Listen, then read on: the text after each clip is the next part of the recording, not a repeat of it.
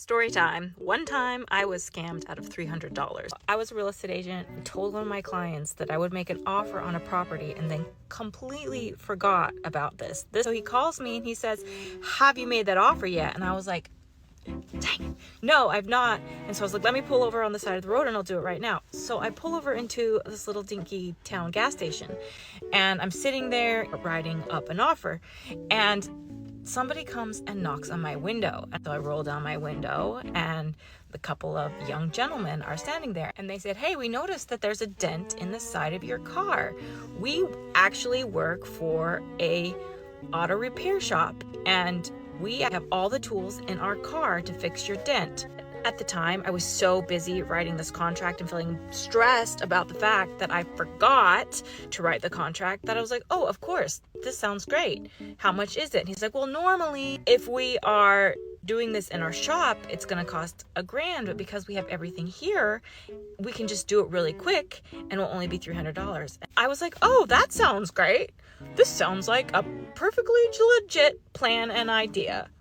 Guys, it only gets worse, okay? So I'm sitting there and I let them open the back of my car and they pull out this Tupperware of white foam and they're like, "Oh, we have this new technology. It's called Vloam and it's going to heat up the wet metal and pop it out. And we're just going to bang on it a little bit and it will pull it right out." I get in my car and I start looking up Vloam and nothing comes up. And I'm like, what? This, okay. And they're talking to me, like they're keeping me engaged the whole entire time.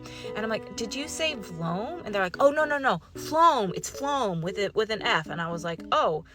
So I start looking it up again. And then one of the gentlemen comes over to me and starts talking to me. I stop looking up this thing and I get out of the car and he's like, "Oh, you smell really good. Are you wearing perfume?" And I was like, no. I'm like totally confused. And then the guy's like, "Okay, we got it on." And I look at my car and there's this white foam all over my car. And he's like, "Okay, we have to leave this on. You're going to leave it on for about 3 hours. And then when you take it off, it's going to be all good and you're going to have a perfect car. We're doing this on the side. Do you mind just giving us cash? Because we're afraid that if our boss found out that we're doing this, it wouldn't be good." And I was like, "Oh, okay." So I literally just go into the gas station, pull $300 out of my bank account and hand it to these guys. And I get back in my car and I watch them drive away. And it is right in that second that I'm like, I just got scammed out of $300. So I go outside and I look at this Vloam stuff.